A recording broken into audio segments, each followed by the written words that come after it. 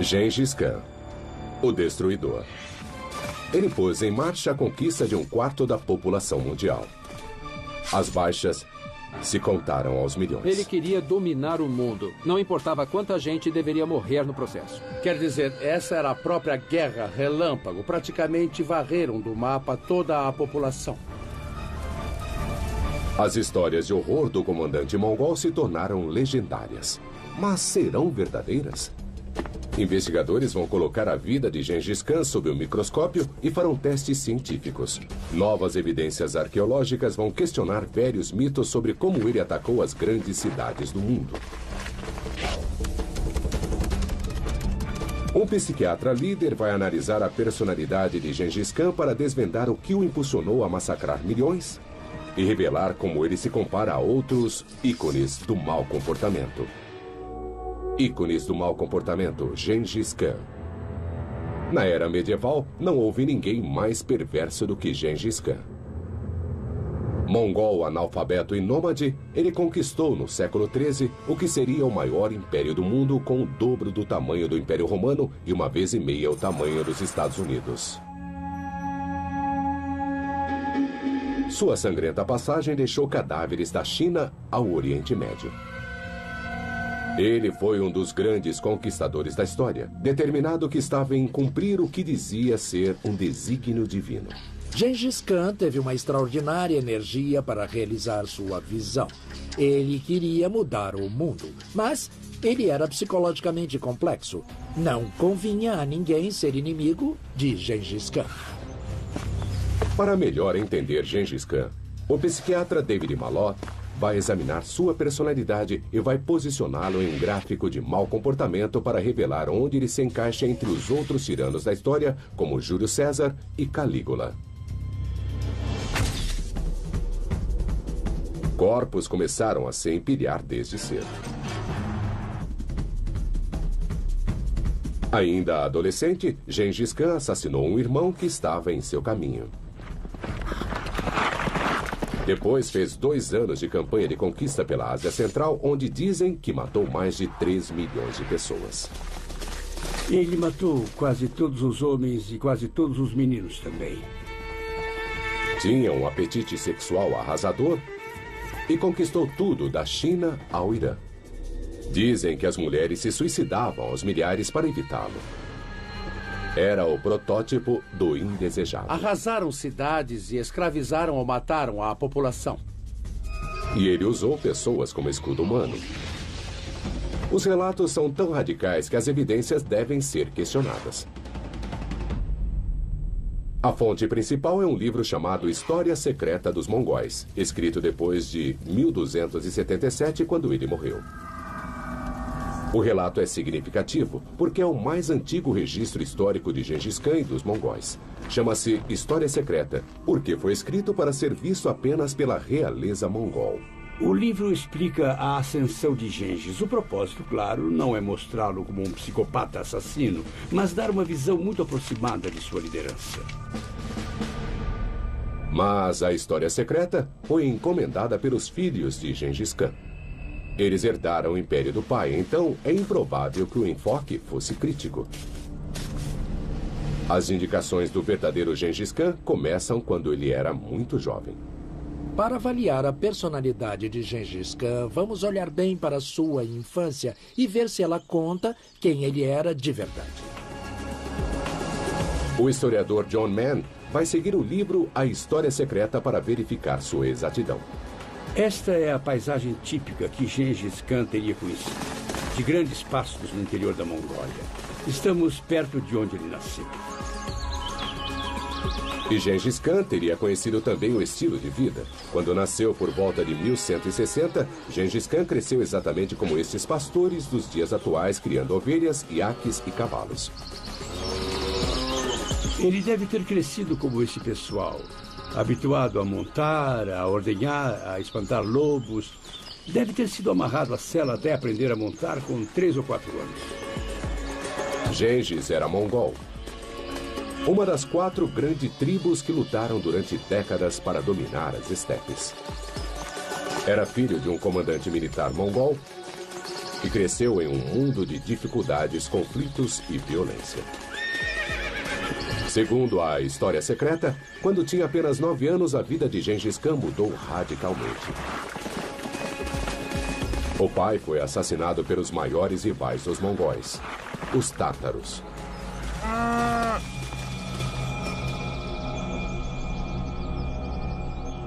Ele, a mãe, 5 irmãos e uma irmã foram expulsos e foram viver na estepe. Eles deviam ter morrido, mas não morreram. E Gengis Khan assumiu o lugar do pai e teve de reconstruir a família, garantir sua sobrevivência. O único abrigo deles era uma tenda, do tipo que muitos mongóis usam ainda hoje. Como esses traumáticos eventos afetaram o garoto de 9 anos? É impossível superestimar o efeito que a morte do pai dele e o subsequente exílio tiveram nesse menino. Ele ficou confuso, solitário, tornou-se irascível, vingativo, queria bater e matar todo mundo. E mesmo criança, Gengis Khan tinha uma arma para matar. O arco mongol composto. Chamamos isso de arco composto porque é feito de vários materiais, madeira, chifre e tendões. O chifre aceita enorme pressão em comparação com a madeira, enquanto o tendão aceita uma enorme tensão. A tecnologia é simples e inteligente. Agora vamos tentar pôr a corda no arco. É preciso ter muito cuidado, porque é fácil se ferir se não for feito corretamente. Para pôr o cordão, o arco tem de ser dobrado até certo ponto e isso cria uma grande força. E agora temos um arco mongol muito forte da época do Gengis Khan. O arco é complexo e sua fabricação é demorada.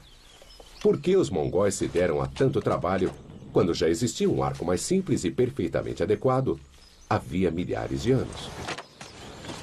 Um bom exemplo é o arco inglês longo. Estou atirando com uma reprodução de arco inglês longo. O arco longo foi usado pelos europeus no século XIV para vencer cavaleiros inimigos com armaduras. Era uma super arma na época e se tornou padrão de comparação para outros tipos de arco. O arco mongol, muito mais curto, pode resistir à comparação? Nesse teste, vão lançar flechas com os 2 arcos em uma placa de latão de 3 milímetros de espessura, equivalente à armadura do cavaleiro. Primeiro, o arco longo.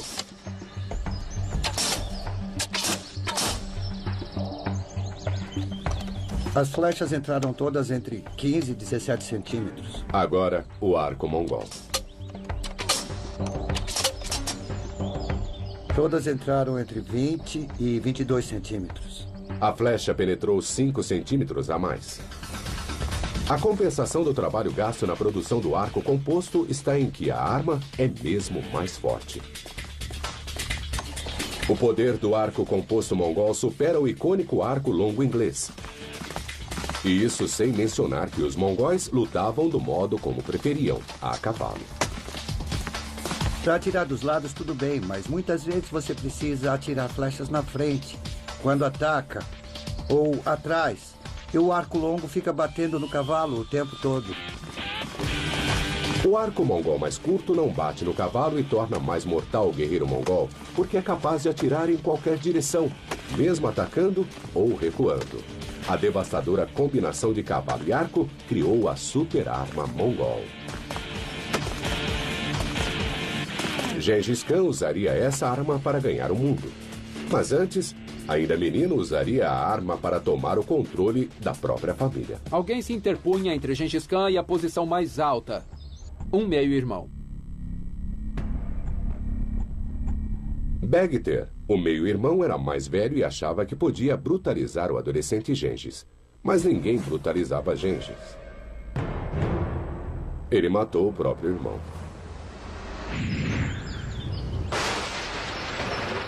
Esse foi o prelúdio de uma carreira de carnificina. Gengis Khan crescia rapidamente. A morte do irmão mostrou que Gengis Khan estava pronto para a vida adulta, pronto para a liderança. Era um homem de ação. E Gengis estava empenhado em levar as hordas mongóis ao poder. O que fez em seguida revelou a profundidade de sua ambição e os horrores de que era capaz.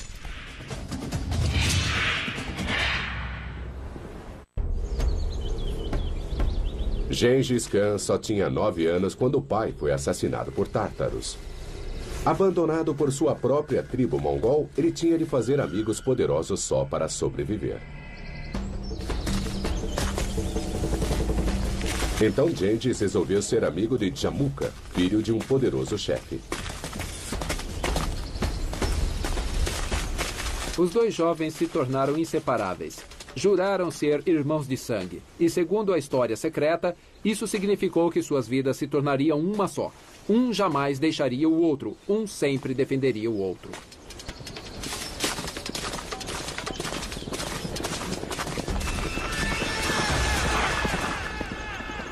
O livro diz que os dois se tornaram estrelas em ascensão no campo de batalha. Depois, com mais ou menos 20 anos de idade, Gengis desapareceu. A história secreta não conta onde ele estava, nem o que fez, até mais ou menos 10 anos depois, quando reapareceu de repente. O Gengis Khan que reapareceu era um homem em missão. Seu plano era fazer dos povos da estepe uma grande força de combate, com ele mesmo à frente. Foi um rompimento com a tradição. As pessoas não dependiam mais do clã ou da tribo. A lealdade tribal caiu para se tornar uma lealdade pessoal a Gengis Khan. Não importava quem você conhecia, mas o que tinha feito para ele, se tinha demonstrado lealdade para com ele. Gengis planejou liderar seu exército mongol contra os assassinos do pai, os tártaros. Isso foi 5 anos antes de ele ter certeza de que suas tropas estavam prontas. Quando o dia da batalha chegou, os guerreiros de Gengis Khan esmagaram o exército tártaro, mas os derrotados ainda não aceitaram que Gengis agora era o chefe e não ofereceram lealdade. Os tártaros só ofereceram desprezo e antagonismo, então Gengis Khan ordenou a solução final. Os mongóis massacraram todos os homens tártaros, jovens ou velhos, que encontraram. Gengis Khan mandava uma mensagem clara de como governaria. Quem reagisse seria morto. Gengis Khan foi um líder brutal e muito eficiente. Ele era brilhante, capaz de adotar estratégias flexíveis, capaz de liderar e de se tornar uma figura extremamente carismática. Era impossível deter sua ascensão ao poder. Lendas surgiam de que os mongóis eram imortais. Você pode acertar flecha neles e eles continuavam a vir como um exército de zumbis.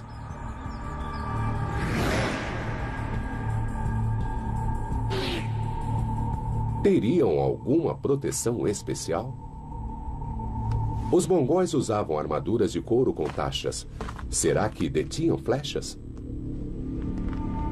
Nesse teste, uma placa de couro vai simular a armadura mongol e uma carcaça de porco, torso humano.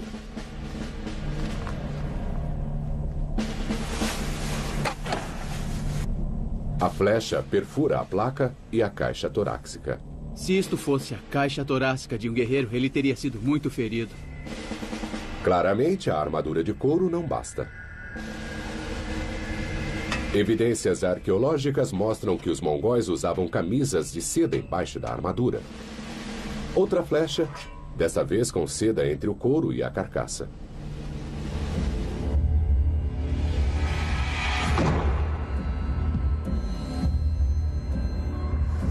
Incrivelmente, a seda impede a flecha de perfurar a caixa torácica como um colete salva-vidas.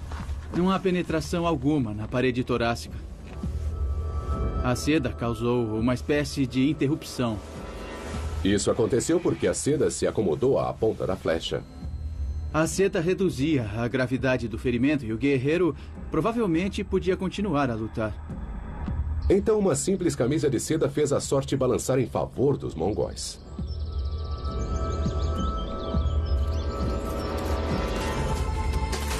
E a vitória trazia a Gengis sua recompensa preferida.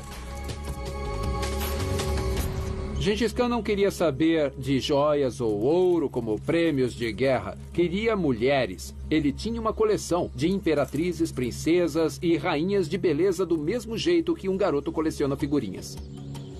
A história secreta cita várias esposas e diz que ele teve as mais belas virgens das tribos derrotadas.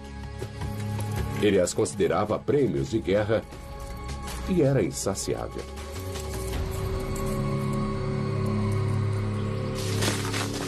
Gengis era vitorioso na cama e na guerra. E os guerreiros abandonavam seus líderes para se juntar a ele. Só que alguns dos recrutas serviam a ser irmão de sangue, Jamuka. E quando ele acabou com o grupo de homens de Jamuka, Jamuka não achou aquilo aceitável. E os irmãos de sangue se tornaram rivais. Os dois guerreiros teriam de lutar. Gengis tinha uma reputação terrível, mas Jamuka tinha um exército maior. Na noite anterior à batalha, Gengis Khan imaginou um plano brilhante para fazer seu exército parecer maior. Normalmente, cada soldado acendia um fogo. Mas a ordem de Gengis foi que cada homem acendesse 5 fogueiras. No escuro, parecia que tinha um exército muito maior, 5 vezes mais do que tinha. Muitos homens de Jamuka fugiram antes mesmo de a batalha começar. O ardil de Gengis foi decisivo e sua vitória foi retumbante. Os próprios guarda-costas de Jamuka, que deveriam ser seus homens mais leais, o traíram. Esperavam se salvar entregando o chefe, mas não perceberam que romperam o mandamento de ouro de Gengis Khan. O gesto dos homens que haviam desertado, mesmo que para se entregar a ele, revelava uma atitude desleal. E deslealdade não podia ser tolerada. Os traidores foram decapitados. Jamuka teve uma morte terrível. Gengis Khan mandou quebrar as costas dele. A batalha encerrou 4 anos de sangrenta guerra civil. Gengis esmagou todos os opositores e as tribos se reuniram junto ao sagrado Lago Azul da Mongólia para reconhecê-lo como chefe supremo. Este é o coração da terra de Gengis Khan e também o coração da revolução. Gengis destruiu seus inimigos, reuniu seus aliados e criou uma nação. Foi um feito extraordinário, porque pela primeira vez aconteceu na história mongol a união das tribos. E foi aqui que as pessoas o reconheceram como líder supremo. Gengis Khan criou uma nova nação, a Mongólia. Em 1206, ele uniu os clãs, fundou a nação e assumiu um título como líder. Não sabemos exatamente o que significava, porque caiu em desuso logo depois, mas provavelmente deve ter sido o mais poderoso dos reis, Gengis Khan.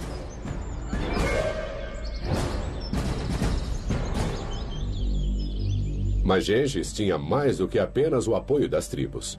Segundo a história chinesa de 600 anos, chamada Yaoanshi, ele acreditava que suas ordens vinham diretamente de Deus. A visão dele era de que o mundo tinha sido dado aos mongóis por Deus e que era seu destino concretizar essa incrível ideia. Ele declarava estar em uma missão divina: conquistar o mundo. Ele podia parecer louco, mas não é o que a avaliação psiquiatra revela. Gengis Khan teve uma experiência religiosa.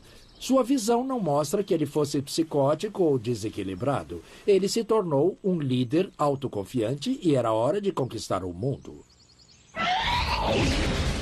Após destruir uma cidade, ele dizia aos sobreviventes: "Eu sou o castigo de Deus." Os mortos devem ter sido pecadores, senão porque Deus me mandaria. Uma carta terrível que cita Gengis Khan está guardada nos arquivos chineses. Ele disse que tinha um grande trabalho, que era conquistar e unificar o mundo. Ele tinha ambição, mas teria o talento para isso? Ele iria precisar mais do que só talento. Liderar os mongóis no cumprimento de seu destino levaria ao massacre de milhões. Gengis Khan reuniu as tribos das estepes em uma grande nação guerreira. Para realizar sua visão de conquistar o mundo, ele teria de invadir o grande reino do Islã da Ásia Central governado pelo Shah Mohammed II. Dessa vez, Gengis não quis só atiçar as hordas para cima do inimigo, mas mandou comerciantes e espiões. A resposta foi curta e sangrenta. O Shah mandou chamar os emissários e os executou. Foi um erro. Um erro muito grande. Gengis ficou furioso e mandou as hordas mongóis. Os exércitos do Shah debandaram para cidades fortificadas, pensando que os muros e fossos os protegeriam. Imagine o problema. Guerreiros a cavalo frente a muros de 10 ou 12 metros de altura. De que jeito poderiam entrar? Gengis tinha feito milhares de prisioneiros e pensou numa solução, brutal como sempre. Atirou todos no fosso e fez uma ponte humana. Para o horror dos homens do Shah, outros milhares de prisioneiros foram feitos de escudos humanos pelos mongóis que avançavam. As pessoas das cidades desistiriam antes de matar seu próprio povo. Eram escudos humanos. Isso é totalmente brutal, mesmo para padrões atuais. Mas ele queria dominar o mundo. Não importava quanta gente deveria morrer no processo. Mas como os mongóis passaram pelos maciços muros das cidades persas? A resposta está aqui, em Marv, a joia da coroa do Império do Shah. Estas ruínas já foram uma grande metrópole. Marv era uma das grandes cidades do mundo medieval. E me lembra a Londres de hoje, com sua sociedade contemporânea marcada pela multiplicidade étnica. Ela foi parte da revolução cultural e intelectual que aconteceu no mundo islâmico. Os grandes muros de Marv tinham 16 quilômetros. A parte de baixo era protegida por um muro maciço com quase 5 metros de espessura e 9 metros de altura. Parecia inexpugnável, mas Gengis Khan aprendia rápido e estudou a tecnologia militar dos povos que conquistou. Seu exército já incluía engenheiros habilitados para sitiar cidades. Mas teria ele construído uma arma capaz de demolir um muro de 5 metros de espessura? Uma equipe de engenheiros vai realizar o teste. Segundo fontes persas e chinesas, a super-arma de Gengis Khan foi o trebuchet, uma peça de artilharia medieval. O trebuchet era o máximo avanço da época em termos de arma. Era como a bomba atômica. Um grande trebuchet atirava bolas de pedra que eram normalmente desse tamanho, mas há registros de pedras do tamanho de um fusca. Marv testaria o poder do trebuchet até seu limite. Ele devia atirar sobre o fosso que circundava Marv e atingir o muro, uma distância de pelo menos 25 metros. Terá ele essa capacidade? 3.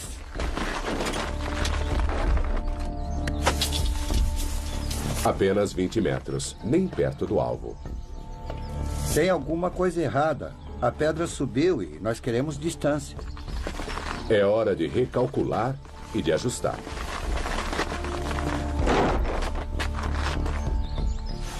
Melhorou. 29 metros! Bem mais do que a distância-chave de 25 metros. Uma vez que ajustaram o alcance, acharam uma parte mais mole dos muros e ficaram batendo nessa parte até ela ceder. O trebuchet funcionou. Mas permanece a pergunta de se Gengis Khan o usou em Marv.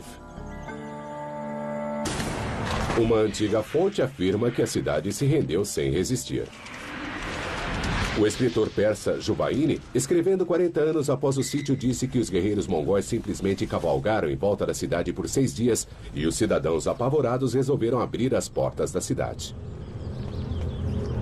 Então Gengis tomou Marv usando o medo?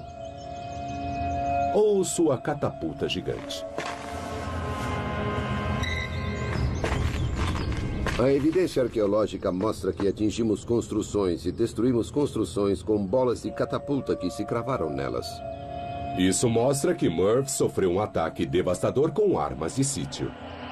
Mas seriam os mongóis? A resposta está sob os escombros, em esqueletos. O que achamos foi uma pessoa jovem de 20 e poucos anos, uma mulher, e alguns de seus ossos estão aqui. Crânio, dentes, vértebras, pelvis e alguns ossos das pernas. Perto dela havia uma criança com idade provavelmente entre 18 e 24 meses, morta quando a construção de terra caiu em cima dela. Pode ter sido uma jovem mãe morta enquanto protegia seu bebê.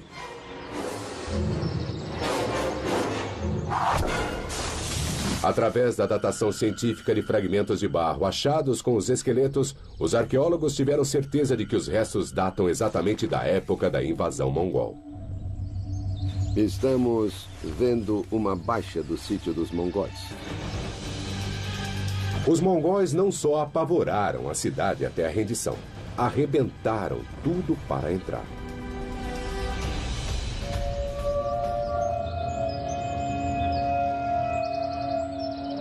O historiador Juvaini disse que os mongóis fizeram toda a população marchar para o deserto e mataram a todos.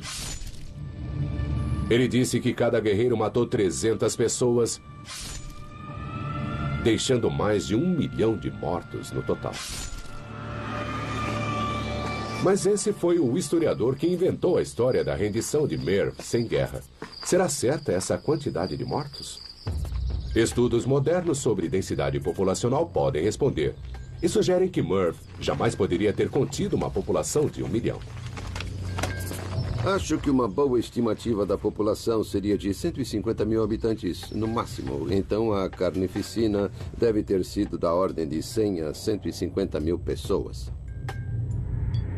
Juvaini exagerou no horror por uma boa razão. A brutal reputação de seus senhores mongóis era uma arma de guerra. O medo que criava era um poderoso exemplo de guerra psicológica. Gengis Khan era mestre em táticas de terror. Ele sabia exatamente como espalhar o terror no coração do inimigo e usou essa tática a vida inteira. Os mongóis rasgaram a Ásia, deixando uma trilha de cadáveres. Relatos persas dizem que mataram 3 milhões de pessoas, e cada vitória trazia mais e mais mulheres cativas para alimentar o insaciável apetite sexual de Gengis Khan. E as coisas ainda piorariam, quando Gengis Khan varreu do mapa toda uma civilização. Em 1226, Gengis Khan tinha passado 20 anos em uma das maiores conquistas territoriais da história. Ele se engajou em 5 sangrentas campanhas de expansão para criar um império que cobria mais de 20 milhões de quilômetros quadrados. Mais de 30 milhões de pessoas viviam sob seu governo. Foi uma grande realização para um menino das estepes. No auge, o Império Mongol se estendia do Pacífico até a Europa. A realização de Gengis Khan é nada menos do que extraordinária.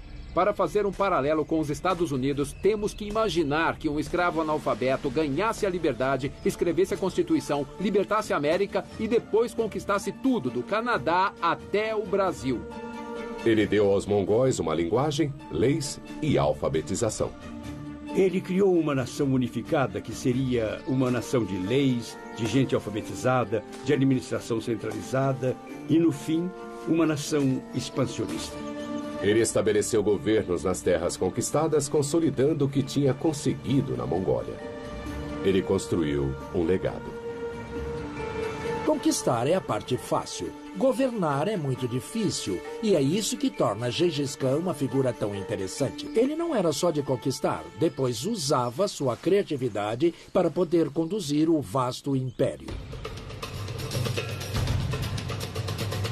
Gengis já estava com mais de 60 anos, idade alcançada por menos de 10% de seus contemporâneos e o dobro da expectativa de vida do século XIII. Mas a idade não o suavizou. Psicologicamente, ele ainda era estimulado por motivos simples. Gengis Khan era motivado por 2 grandes fatores. O primeiro, claro, era sua visão. sua vontade de conquistar o mundo e criar uma nova sociedade. O segundo, que apoia o primeiro, era a lealdade. Tinha de haver resultados. Rivalidades não seriam toleradas. E não importava se a rivalidade era nova ou antiga. Gengis Khan ficou remoendo seu rancor 7 anos contra uma poderosa civilização do norte da China, a dos Tanguts. Os Tanguts eram um povo de grande cultura. Qualquer pessoa de Nova York ou Chicago hoje em dia reconheceria essa gente como sendo muito sofisticada. Tinham literatura, tinham arte, tinham moeda, tinham um governo centralizado, tinham grandes cidades e eram muito, muito ricos. Em 1209, Gengis fez um acordo com os Tanguts. Ele os deixaria em paz e, em troca, eles dariam guerreiros quando solicitado. Mas quando a solicitação veio, 10 anos depois, os Tanguts disseram não. Quebraram um acordo de lealdade e confiança. O pior dos pecados para Gengis. Os Tanguts cometeram um grande erro quando recusaram mandar tropas a Gengis Khan. Ele ia voltar, e ele ia voltar com uma vingança. Os Tanguts tinham tudo para se sentir seguros. Era uma superpotência regional com uma população de vários milhões de pessoas. Seu território era defendido pelo vasto deserto de Gobi e por uma grande barreira de montanhas ao longo do norte da China. Mas Gengis conduziu os mongóis por esses obstáculos e suas terríveis hordas revelaram uma habilidade devastadora para uma força de conquista: a rapidez. Moveram-se mais depressa do que Patton pela Europa em 1944 ou do que a Guerra Relâmpago Alemã na França. Essa foi a própria Guerra Relâmpago. Foi devastador. Os mongóis destruíram totalmente os exércitos chineses que encontraram. A idade não parecia importar nessa grande campanha. Gengis Khan ainda era muito enérgico. Nessa campanha, vemos bem as características dele. Sua energia, sua liderança, sua ambição para conseguir. Mesmo que isso custe a vida de milhares ou centenas de milhares de pessoas. Essa era a paixão dele. Ele reviveu isso psicologicamente durante essa campanha. Ele varreu a China e empurrou os Tanguts para suas cidades. Eu não posso deixar de pensar que os Tanguts foram burros. Eles deveriam saber, a essa altura, o que os mongóis faziam às cidades. Conseguiram se transformar em alvos perfeitos para um exército que já provou que podia irromper numa cidade quando quisesse. E ele veio com seus devastadores trebuchês, que a essa altura já não lançavam só pedras. 1, 2, 3, Gengis Khan mostrou que aprendia rapidamente quando confrontado a uma nova tecnologia de guerra, e dos próprios chineses, ele descobriu uma nova arma: a bomba incendiária. Descrições em fontes do Oriente Médio escritas logo antes de Gengis Khan até trazem detalhes de como fabricar a bomba incendiária. Nós vamos reproduzir uma antiga receita de Gengis Khan. Vamos aos ingredientes: piche, resina, um ingrediente interessante, gordura de golfinho e 5 partes de gordura renal de bode dissolvida. Essa combinação resultaria em uma bomba incendiária? Obviamente não vamos usar gordura de golfinho hoje, mas o teste vai usar ingredientes com as mesmas propriedades. Por experiência, eu acho que vamos fazer muita fumaça. Vamos ter alguma coisa viscosa que vai grudar onde pegar e que vai queimar por muito tempo. O material é perigoso, mesmo para um profissional bem equipado.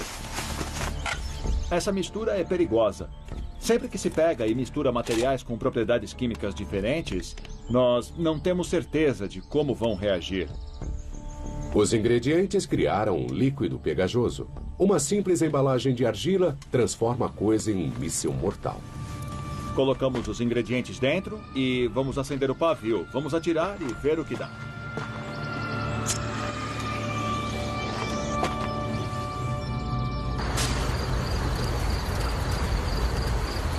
Temos cacos de argila e depois todos os restos espalhados de material pastoso que queimam em muitos lugares. A bomba incendeia tudo que toca. Para mim, nós conseguimos reproduzir a receita original em 100%. O teste sugere que os mongóis podem ter usado essa arma. Dezenas de trebuchês bombardearam a cidade Stangut. Havia enormes bolas de pedra chovendo na cidade, matando gente, caindo a esmo, derrubando paredes e depois esses artefatos incendiários, espalhando chamas e morte onde caíam. Deve ter sido realmente um inferno. O impacto na carne humana devia ser horrível. E a devastação em áreas muito construídas com madeira devem ter sido total. Os efeitos eram cruéis.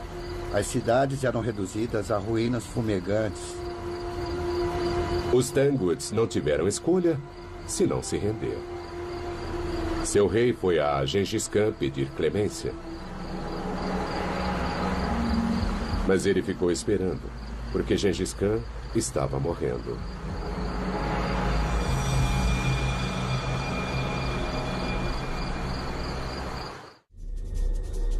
Em 1227, Gengis Khan tinha mais de 60 anos. Após uma brutal campanha que durou vários meses, ele conquistou uma grande civilização no norte da China, a dos Tanguts. A selvagem invasão foi conduzida de um comando móvel como este. Esta é uma tenda real, o tipo da coisa que Gengis Khan levava com ele nas campanhas. Tem 10 metros de diâmetro por 5 ou 6 de altura, e ele precisava do espaço para preleções militares. Mas o que ele não podia saber é que o trono de onde dava as ordens se tornaria de fato seu leito de morte. Há muitas teorias sobre o que matou Gengis. Alguns dizem que ele sofria de um velho ferimento de flecha. Outros que ele simplesmente caiu do cavalo, ou que uma de suas rainhas o envenenou. Mas acho que há outra explicação. Havia tifo no exército. E acho que ele acabou pegando isso. Seja o que for, tudo acabou em uma semana. Gengis Khan morreu em 1227. Como na maior parte de sua vida, sua morte teve consequências terríveis. Sua ordem final no leito de morte consta de A História Secreta e é de arrepiar. Façam os Tanguts desaparecer. As mulheres, seus filhos e seus netos. Seu leal exército obedeceu. Gengis Khan morreu em um oceano de sangue Tangut. Não se sabe quantos foram mortos, mas a cultura inteira morreu. Eles erradicaram a nação Tangut da face da terra, arrasaram cidades e escravizaram ou mataram a população. Gerações de imperadores Tangut estavam enterradas sob esta formidável pirâmide. Os mongóis arrombaram tudo e esmagaram os ornatos das fachadas. Qualquer coisa Tangut devia desaparecer. Os livros foram destruídos, a classe sacerdotal também, as pessoas mortas. Foi o que se pode chamar de genocídio. Uma civilização foi varrida da face da terra.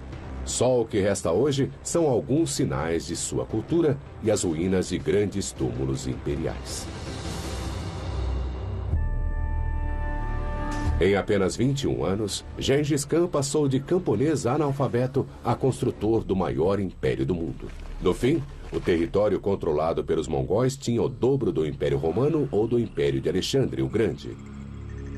Gengis Khan construiu uma dinastia que garantiu seu império por mais de 100 anos. Sua realização faz de Gengis Khan uma das figuras mais controvertidas da história. Na Mongólia de hoje, ele é reverenciado como o homem que fez da Mongólia uma superpotência mundial. O lado do lago foi transformado em santuário de Gengis Khan. E prova que ele está vivo e bem e que vive no coração dos mongóis de hoje. Gengis Khan pode ter construído um dos maiores impérios do mundo, mas o modo que ele fez, seu nome ainda inspira terror e ódio em muitas partes da Ásia. Onde quer que ele fosse, cadáveres se empilhavam, desde o precoce assassinato do irmão até o genocídio dos tártaros e os holocaustos de Merv e da China. Ele usou gente como escudo humano. Ele fez isso tudo para realizar o que acreditava ser uma ordem divina, dominar o mundo. Então, onde esse comportamento basicamente mau o coloca na escala psicológica dos tiranos? Gengis Khan não era um psicopata. Ele usou a violência para chegar a um fim, sua ideia fixa de perseguir e realizar sua visão de império. Ele não matou por prazer, como Calígula, que era realmente psicopata. Gengis Khan está na outra ponta da escala, um assassino obstinado. Mas há outra dimensão que é chave para entender sua personalidade. As pessoas falaram de seu magnetismo animal e ele mostrou sua dominação política através de um insaciável apetite sexual. Esse tipo de comportamento se situa alto, muito alto na escala do predomínio sexual. Este é o perfil psicológico de Gengis Khan. E quem na história tem traços parecidos? Temos de achar alguém que seja tanto conquistador quanto administrador. Alguém que tenha sido amado por seu povo. E nesse particular ele tem um excelente modelo, Júlio César. Ambos conquistaram o mundo e se entregaram uma visão. E se deitaram com todas as mulheres que puderam. Mas os relatos de tantas conquistas sexuais poderiam ser mais uma lenda. Até agora. O maior laboratório de pesquisa genética do mundo topou acidentalmente com uma das mais reveladoras evidências da vida de Gengis Khan. Nós estávamos querendo entender a origem das populações da Ásia. A equipe de pesquisa colheu amostras de sangue de mais de 2.000 homens asiáticos. E foi feita uma leitura do DNA das amostras. E o DNA foi mandado ao laboratório. Estavam procurando microsatélites, sequências de DNA onde um trecho de código genético se repete sucessivas vezes. Esses trechos não são padrão para os humanos. Seu exato comprimento varia de pessoa para pessoa e é uma medida de como somos diferentes uns dos outros. Vimos variantes de diferentes indivíduos e populações para ver se havia diferenças entre as populações ou não. Como as amostras de DNA vieram de toda a Ásia, os pesquisadores esperavam que os microsatélites tivessem diferentes comprimentos. O que encontraram foi uma surpresa. O que descobrimos com a análise é que havia uma grande proporção das amostras que compartilhavam a identidade de descendentes. 8% das pessoas tinham microsatélites quase idênticos. A única explicação possível é que tenham um ancestral comum cujo DNA se encontra em todos eles. Os cientistas puderam estimar quando esse ancestral teria vivido. Há cerca de 1000 anos. E a localização dos maiores grupos de microsatélites foi na Mongólia. A alta frequência desse grupo na Mongólia e a datação por computação nos levou a concluir que Gengis Khan era o ancestral mais provável. A conclusão dos pesquisadores é que uma estimativa de 32 milhões que vivem hoje, uma a cada 200, compartilham DNA e são descendentes de Gengis Khan, um homem que realmente procriou.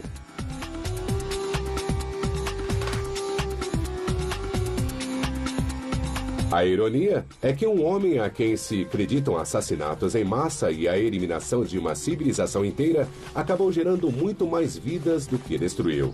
Apesar de Gengis Khan não ter construído cidades e ter deixado poucas relíquias, seu legado permanece. E até a rendição. Arrebentaram tudo para entrar.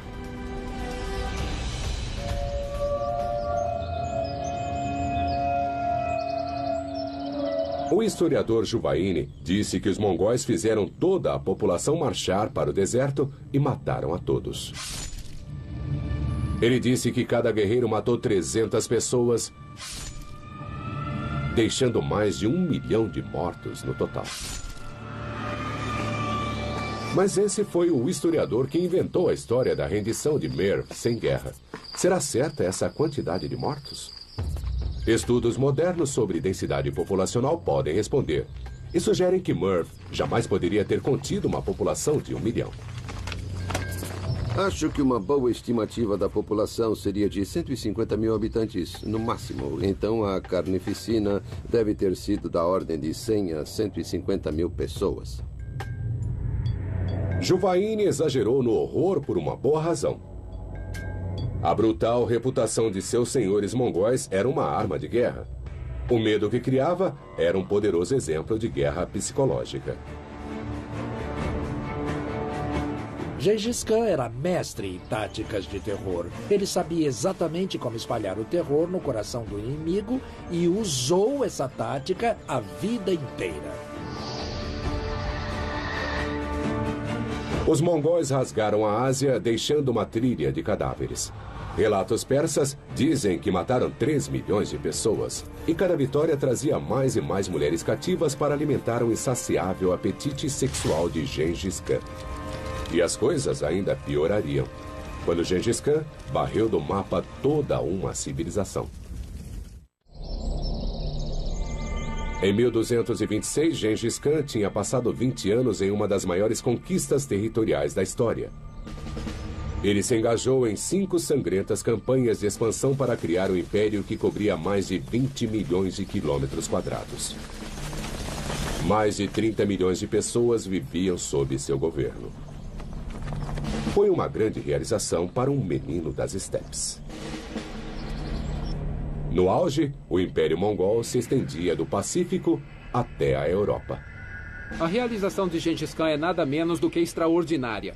Para fazer um paralelo com os Estados Unidos, temos que imaginar que um escravo analfabeto ganhasse a liberdade, escrevesse a Constituição, libertasse a América e depois conquistasse tudo, do Canadá até o Brasil. Ele deu aos mongóis uma linguagem, leis e alfabetização. Ele criou uma nação unificada que seria uma nação de leis, de gente alfabetizada, de administração centralizada e, no fim, uma nação expansionista. Após destruir uma cidade, ele dizia aos sobreviventes: "Eu sou o castigo de Deus." Os mortos devem ter sido pecadores, senão porque Deus me mandaria. Uma carta terrível que cita Gengis Khan está guardada nos arquivos chineses. Ele disse que tinha um grande trabalho, que era conquistar e unificar o mundo. Ele tinha ambição, mas teria o talento para isso? Ele iria precisar mais do que só talento. Liderar os mongóis no cumprimento de seu destino levaria ao massacre de milhões. Gengis Khan reuniu as tribos das estepes em uma grande nação guerreira. Para realizar sua visão de conquistar o mundo, ele teria de invadir o grande reino do Islã da Ásia Central governado pelo Shah Mohammed II. Dessa vez, Gengis não quis só atiçar as hordas para cima do inimigo, mas mandou comerciantes e espiões. A resposta foi curta e sangrenta. O Shah mandou chamar os emissários e os executou. Foi um erro. Um erro muito grande. Gengis ficou furioso e mandou as hordas mongóis. Os exércitos do Shah debandaram para cidades fortificadas, pensando que os muros e fossos os protegeriam. Imagine o problema: guerreiros a cavalo frente a muros de 10 ou 12 metros de altura. De que jeito poderiam entrar? Gengis tinha feito milhares de prisioneiros e pensou numa solução, brutal como sempre. Atirou todos no fosso e fez uma ponte humana. Para o horror dos homens do Shah, outros milhares de prisioneiros foram feitos de escudos humanos pelos mongóis que avançavam. As pessoas das cidades desistiriam antes de matar seu próprio povo. Eram escudos humanos. Isso é totalmente brutal, mesmo para padrões atuais. Mas ele queria dominar o mundo. Não importava quanta gente deveria morrer no processo. Mas como os mongóis passaram pelos maciços muros das cidades persas? A resposta está aqui, em Marv, a joia da coroa do Império do Shah. Estas ruínas já foram uma grande metrópole. Marv era uma das grandes cidades do mundo medieval. E me lembra a Londres de hoje, com sua sociedade contemporânea marcada pela multiplicidade étnica. Ela foi parte da revolução cultural e intelectual que aconteceu no mundo islâmico. Os grandes muros de Marv tinham 16 quilômetros. A parte de baixo era protegida por um muro maciço de administração centralizada e, no fim, uma nação expansionista. Ele estabeleceu governos nas terras conquistadas, consolidando o que tinha conseguido na Mongólia. Ele construiu um legado. Conquistar é a parte fácil. Governar é muito difícil. E é isso que torna Gengis Khan uma figura tão interessante. Ele não era só de conquistar, depois usava sua criatividade para poder conduzir o vasto império. Gengis já estava com mais de 60 anos, idade alcançada por menos de 10% de seus contemporâneos e o dobro da expectativa de vida do século XIII. Mas a idade não o suavizou. Psicologicamente, ele ainda era estimulado por motivos simples. Gengis Khan era motivado por 2 grandes fatores. O primeiro, claro, era sua visão. Sua vontade de conquistar o mundo e criar uma nova sociedade. O segundo, que apoia o primeiro, era a lealdade. Tinha de haver resultados. Rivalidades não seriam toleradas. E não importava se a rivalidade era nova ou antiga.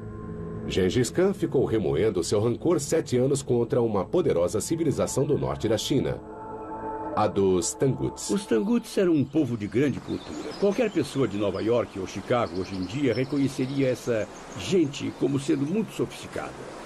Tinham literatura, tinham arte, tinham moeda, tinham um governo centralizado, tinham grandes cidades e eram muito, muito ricos.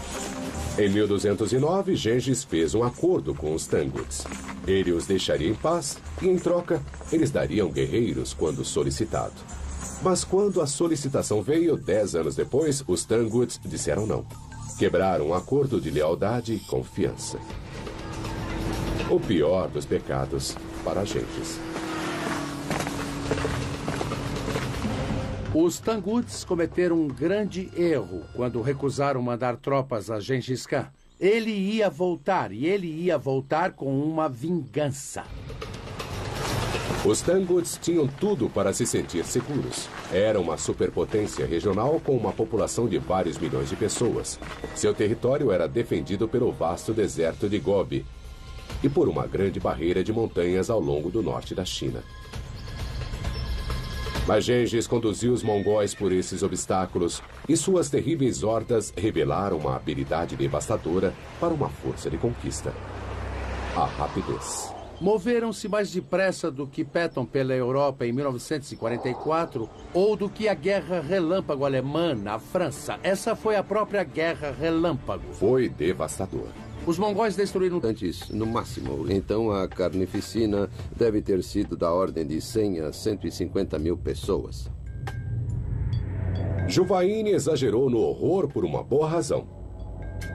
A brutal reputação de seus senhores mongóis era uma arma de guerra. O medo que criava era um poderoso exemplo de guerra psicológica. Gengis Khan era mestre em táticas de terror. Ele sabia exatamente como espalhar o terror no coração do inimigo e usou essa tática a vida inteira. Os mongóis rasgaram a Ásia, deixando uma trilha de cadáveres. Relatos persas dizem que mataram 3 milhões de pessoas. E cada vitória trazia mais e mais mulheres cativas para alimentar o insaciável apetite sexual de Gengis Khan. E as coisas ainda piorariam, quando Gengis Khan varreu do mapa toda uma civilização. Em 1226, Gengis Khan tinha passado 20 anos em uma das maiores conquistas territoriais da história. Ele se engajou em 5 sangrentas campanhas de expansão para criar um império que cobria mais de 20 milhões de quilômetros quadrados. Mais de 30 milhões de pessoas viviam sob seu governo. Foi uma grande realização para um menino das estepes. No auge, o Império Mongol se estendia do Pacífico até a Europa. A realização de Gengis Khan é nada menos do que extraordinária. Para fazer um paralelo com os Estados Unidos, temos que imaginar que um escravo analfabeto ganhasse a liberdade, escrevesse a Constituição, libertasse a América e depois conquistasse tudo, do Canadá até o Brasil. Ele deu aos mongóis uma linguagem, leis e alfabetização. Ele criou uma nação unificada que seria uma nação de leis, de gente alfabetizada, de administração centralizada e, no fim, uma nação expansionista. Ele estabeleceu governos nas terras conquistadas, consolidando o que tinha conseguido na Mongólia. Ele construiu um legado. Conquistar é a parte fácil. Governar é muito difícil. E é isso que torna Gengis Khan uma figura tão interessante. Ele não era só de conquistar, depois usava sua criatividade para poder conduzir o vasto império. Gengis já estava com mais de 60 anos, idade alcançada por menos de 10% de seus contemporâneos e o dobro da expectativa de vida do século XIII. Mas a idade não o suavizou. Psicologicamente, ele ainda era estimulado por motivos simples. Gengis Khan era motivado por 2 grandes fatores. O primeiro, claro... Compara a outros ícones do mau comportamento. Ícones do mau comportamento, Gengis Khan. Na era medieval, não houve ninguém mais perverso do que Gengis Khan. Mongol analfabeto e nômade, ele conquistou no século XIII o que seria o maior império do mundo, com o dobro do tamanho do Império Romano e 1,5 vezes o tamanho dos Estados Unidos. Sua sangrenta passagem deixou cadáveres da China ao Oriente Médio. Ele foi um dos grandes conquistadores da história, determinado que estava em cumprir o que dizia ser um desígnio divino. Gengis Khan teve uma extraordinária energia para realizar sua visão. Ele queria mudar o mundo, mas ele era psicologicamente complexo. Não convinha a ninguém ser inimigo de Gengis Khan. Para melhor entender Gengis Khan, o psiquiatra David Malott vai examinar sua personalidade e vai posicioná-lo em um gráfico de mau comportamento para revelar onde ele se encaixa entre os outros tiranos da história, como Júlio César e Calígula. Corpos começaram a se empilhar desde cedo.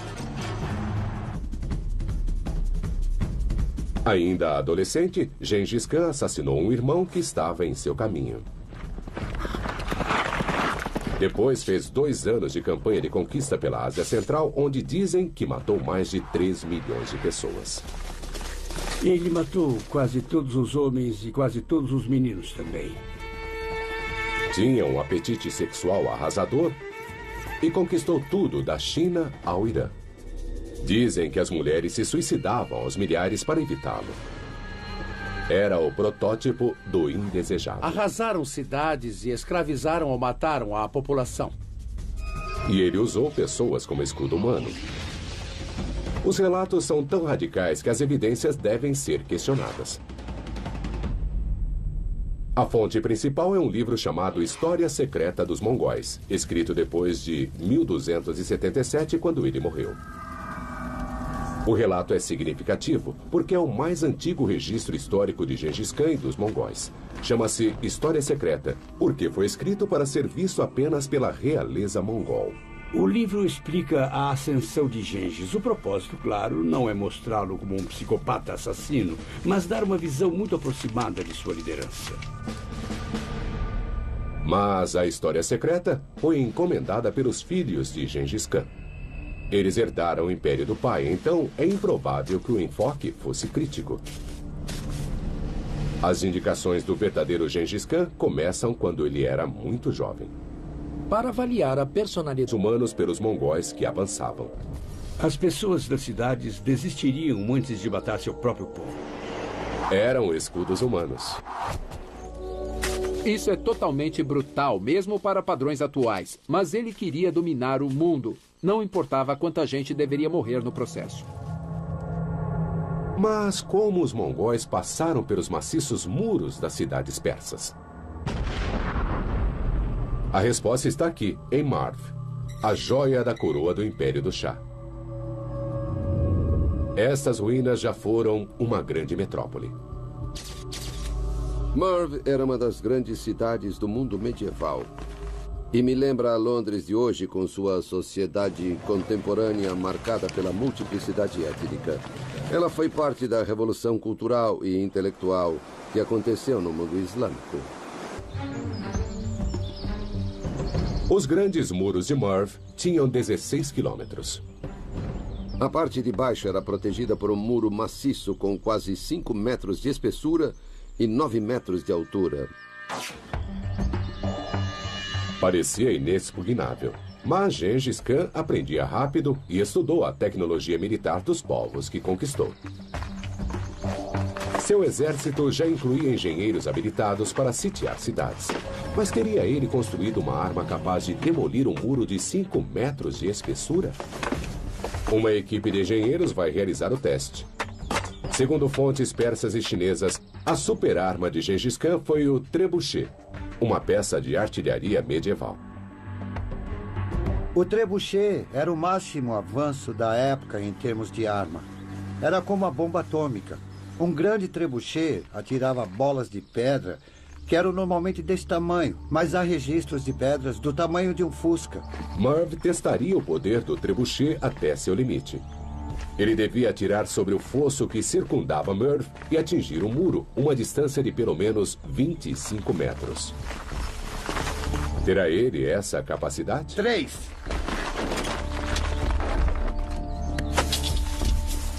Apenas 20 metros, nem perto do alvo. Tem alguma coisa errada. A pedra subiu e nós queremos distância. É hora de recalcular e de ajustar.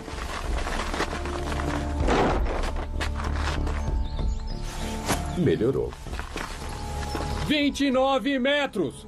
Bem mais do que a distância-chave de 25 metros. Uma vez que ajustaram o alcance, acharam uma parte mais mole dos muros e ficaram batendo nessa parte até ela ceder. O trebuchet funcionou. Mas permanece a pergunta de se Gengis Khan o usou em Merv. Declarava estar em uma missão divina: conquistar o mundo.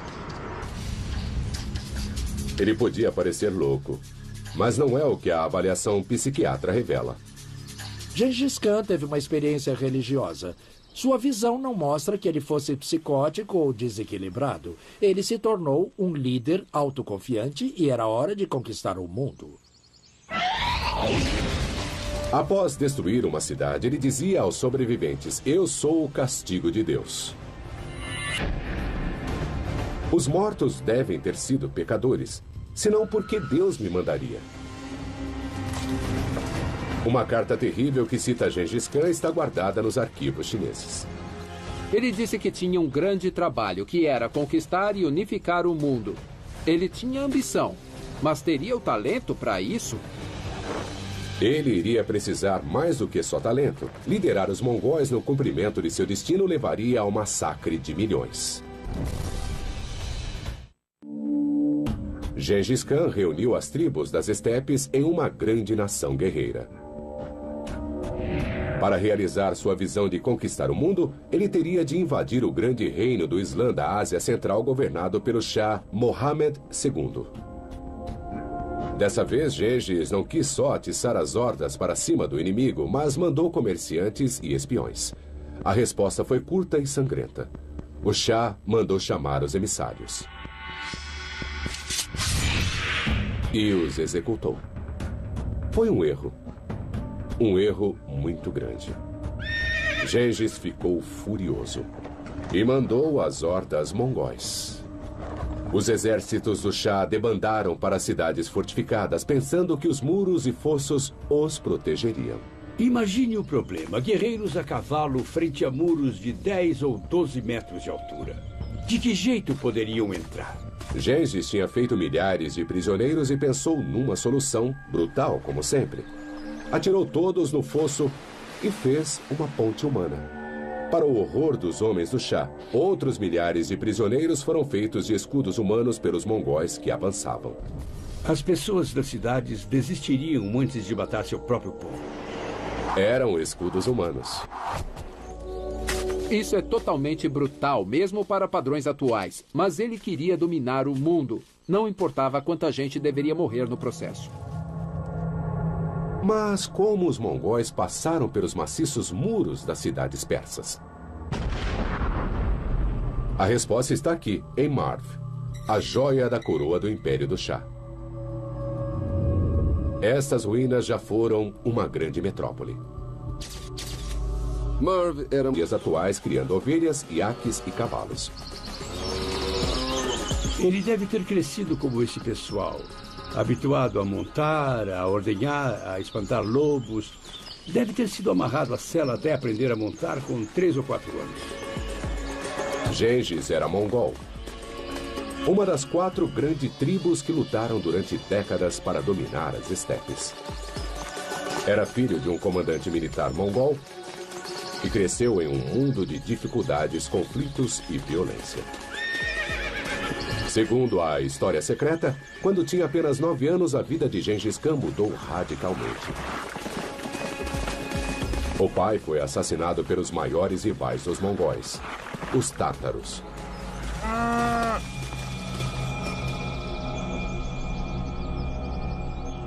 Ele, a mãe, 5 irmãos e uma irmã foram expulsos e foram viver na estepe.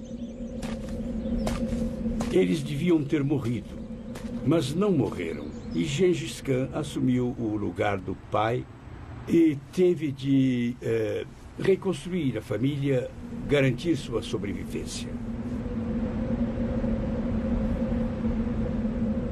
O único abrigo deles era uma tenda, do tipo que muitos mongóis usam ainda hoje. Como esses traumáticos eventos afetaram o garoto de 9 anos?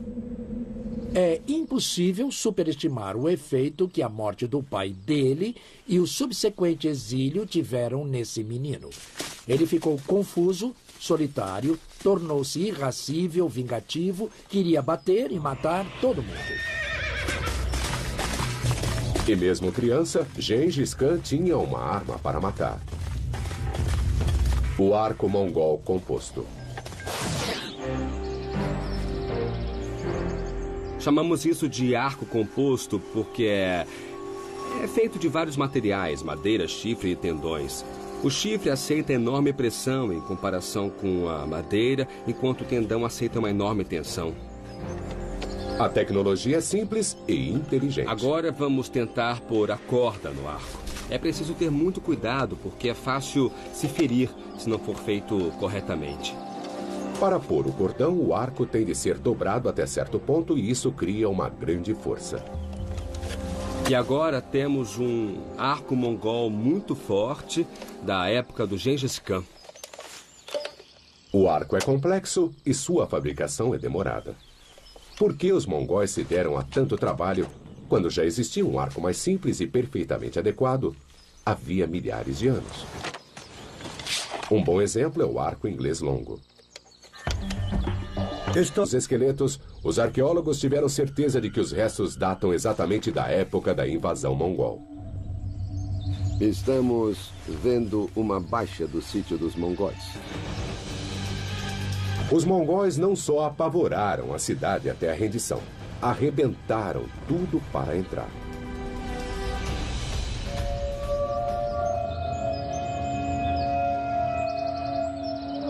O historiador Juvaini disse que os mongóis fizeram toda a população marchar para o deserto e mataram a todos. Ele disse que cada guerreiro matou 300 pessoas, deixando mais de 1 milhão de mortos no total. Mas esse foi o historiador que inventou a história da rendição de Merv sem guerra. Será certa essa quantidade de mortos? Estudos modernos sobre densidade populacional podem responder e sugerem que Merv jamais poderia ter contido uma população de 1 milhão. Acho que uma boa estimativa da população seria de 150 mil habitantes, no máximo. Então a carnificina deve ter sido da ordem de 100 a 150 mil pessoas.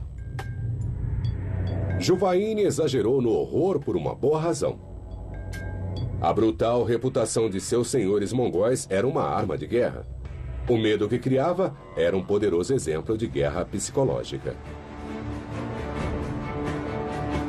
Gengis Khan era mestre em táticas de terror. Ele sabia exatamente como espalhar o terror no coração do inimigo e usou essa tática a vida inteira. Os mongóis rasgaram a Ásia, deixando uma trilha de cadáveres. Relatos persas dizem que mataram 3 milhões de pessoas, e cada vitória trazia mais e mais mulheres cativas para alimentar o insaciável apetite sexual de Gengis Khan. E as coisas ainda piorariam, quando Gengis Khan varreu do mapa toda uma civilização. Em 1226, Gengis Khan tinha passado 20 anos em uma das maiores conquistas territoriais da história. Ele se engajou em 5 sangrentas campanhas de expansão para criar um império que cobria mais de 20 milhões de quilômetros quadrados. Mais de 30 milhões de pessoas viviam sob seu governo. Foi uma grande realização para um menino das estepes. No auge, o Império Mongol se estendia do Pacífico até a Europa. A realização de Gengis Khan é nada menos do que extraordinária. Para fazer um paralelo com os Estados Unidos, temos que imaginar que um escravo analfabeto ganhasse a liberdade, escrevesse a Constituição, libertasse a América e depois conquistasse tudo, do Canadá até o Brasil. Bagter, o meio-irmão, era mais velho e achava que podia brutalizar o adolescente Gengis. Mas ninguém brutalizava Gengis. Ele matou o próprio irmão.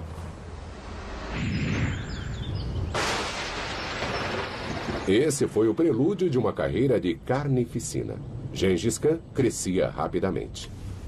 A morte do irmão mostrou que Gengis Khan estava pronto para a vida adulta, pronto para a liderança. Era um homem de ação. E Gengis estava empenhado em levar as hordas mongóis ao poder. O que fez em seguida revelou a profundidade de sua ambição e os horrores de que era capaz.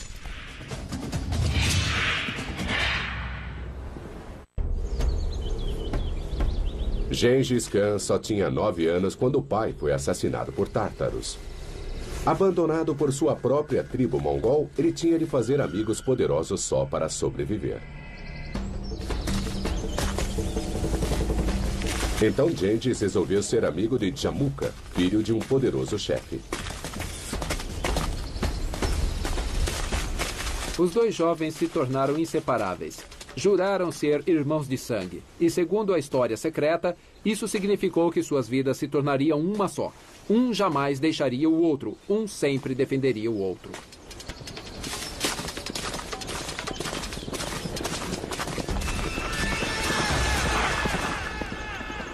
O livro diz que os dois se tornaram estrelas em ascensão no campo de batalha. Depois, com mais ou menos 20 anos de idade, Gengis desapareceu. A história secreta não conta onde ele estava, nem o que fez, até mais ou menos 10 anos depois, quando reapareceu de repente. O Gengis Khan que reapareceu era um homem em missão. Seu plano era fazer dos povos da estepe uma grande força de combate, com ele mesmo à frente. Foi um rompimento com a tradição. As pessoas não dependiam mais do clã ou da tribo. A lealdade tribal caiu para se tornar uma lealdade pessoal a Gengis Khan. Não importava quem você conhecia, mas o que tinha feito para ele, se tinha demonstrado lealdade para com ele. Gengis planejou liderar seu exército mongol contra os assassinos do pai, os tártaros. Isso foi 5 anos antes de ele ter certeza de que suas tropas estavam prontas. Quando o dia da batalha chegou, os guerreiros de Gengis Khan esmagaram o exército tártaro, mas os derrotados ainda não aceitaram que Gengis agora era o chefe e não ofereceram lealdade. Os tártaros só ofereceram desprezo e antagonismo, então Gengis Khan ordenou a solução final. Os mongóis massacraram